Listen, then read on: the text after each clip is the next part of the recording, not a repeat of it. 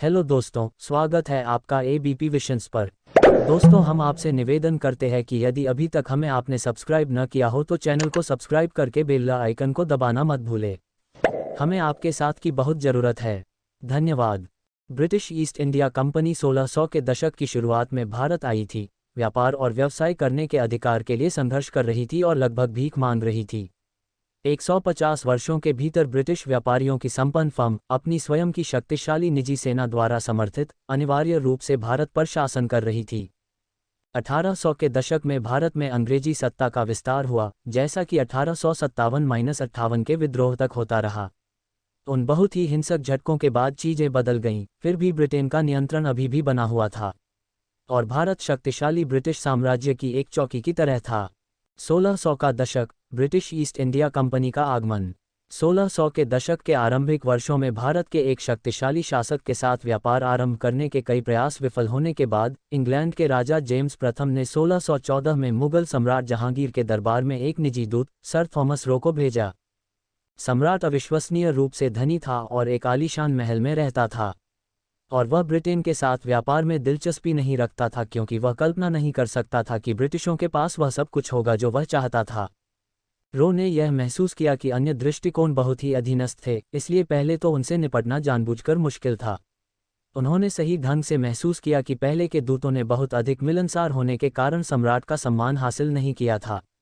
रो की रणनीति काम कर गई और ईस्ट इंडिया कंपनी भारत में परिचालन स्थापित करने में सक्षम हो गई। भारत में मुगल साम्राज्य की स्थापना 1500 के दशक की शुरुआत में हुई थी, जब बाबर नामक सरदार ने अफगानिस्तान से भारत पर आक्रमण किया था। मुगलों ने उत्तरी भारत के अधिकांश भाग पर कब्जा कर लिया था, और जब तक अंग्रेज आए तब तक मुगल साम्राज्य बहुत शक्तिशाली हो चुका था।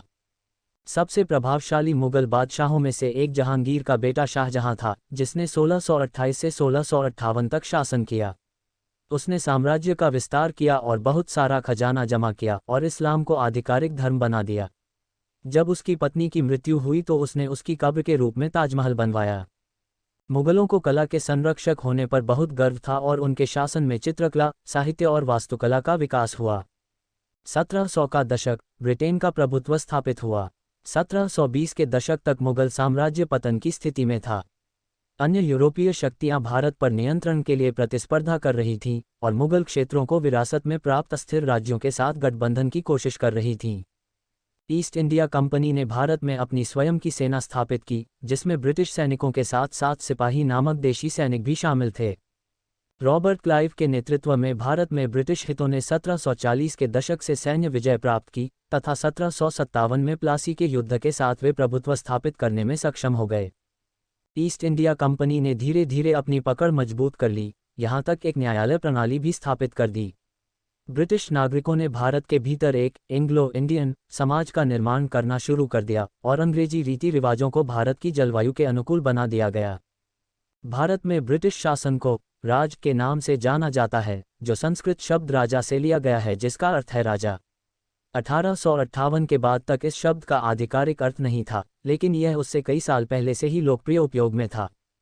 संयोगवश ब्रिटिश राज के दौरान कई अन्य शब्द भी अंग्रेजी में प्रचलन में आए। बेंगल, डूंगरी, खाकी, पंडित, सीर्स्कर, जोधपुर, कुशी, पायजामा और कई अन्य। ब्रिटिश व्यापारी भारत में बहुत धन कमा लेते थे और फिर घर लौट आते थे। अक्सर ब्रिटिश उच्च समाज के लोग उन्हें नवाब कहकर उपहास का पात्र बनाते थे, जो मुगलों के अधीन एक अधिकारी की उपाधि थी। भारत में जीवन की कहानियों ने ब्रिटिश जनता को आकर्षित किया और 1820 के दशक में लंदन में प्रकाशित पुस्तकों में हाथी की लड़ाई जैसे अनोखे भारतीय दृश्य छपे। 1857 का भारतीय विद्रोह, जिसे भारतीय विद्रोह या सिपाही विद्रोह भी कहा जाता है, भारत में ब्रिटेन के इतिहास में एक महत्वपूर्ण मोड़ था।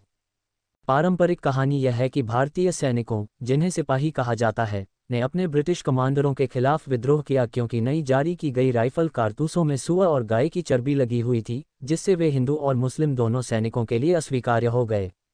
इसमें कुछ सच्चाई है, लेकिन विद्रोह के पीछे कई अन्य अंतर्निहित कारण थे। अंग्रेजों के प्रति नाराजगी कुछ समय से बढ़ रही थी और नई नीतियों ने अंग्रेजों को भारत के कुछ क्षेत्रों पर कब्जा करने की अनुमति दे दी, जिससे तनाव और बढ़ गया। 1857 की शुरुआत तक हालात चरम पर पहुंच गए थे।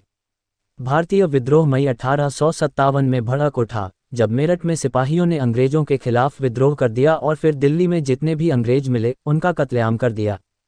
विद्रोह पूरे ब्रिटिश भारत में फैल गया।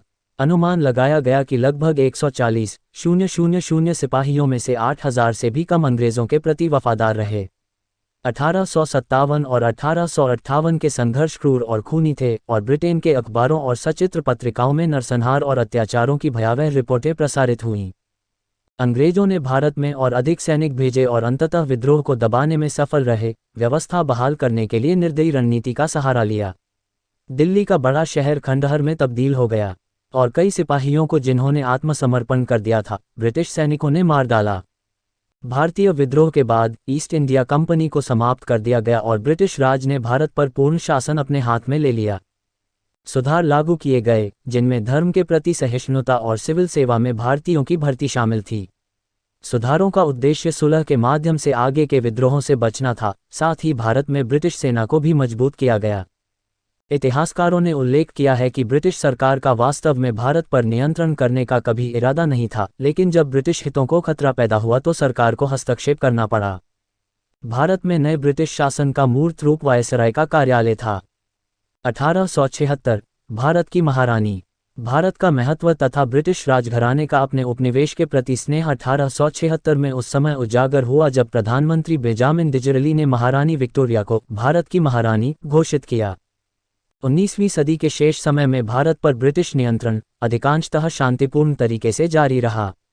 1898 में लॉर्ड कर्जन के वायसराय बनने और कुछ बहुत ही अलोकप्रिय नीतियों को लागू करने तक भारतीय राष्ट्रवादी आंदोलन में हलचल शुरू नहीं हुई थी। राष्ट्रवादी आंदोलन दशकों तक चला और अंततः भारत को 1947 में स्वतंत्रता प्राप्त हुई। अगर आपको हमारा वीडियो पसंद आया है तो वीडियो को लाइक, कमेंट में जय हिंद और सब्सक्राइब करके बेल आइकन को दबाना बिल्कुल भी मत भूलें। धन्यवाद।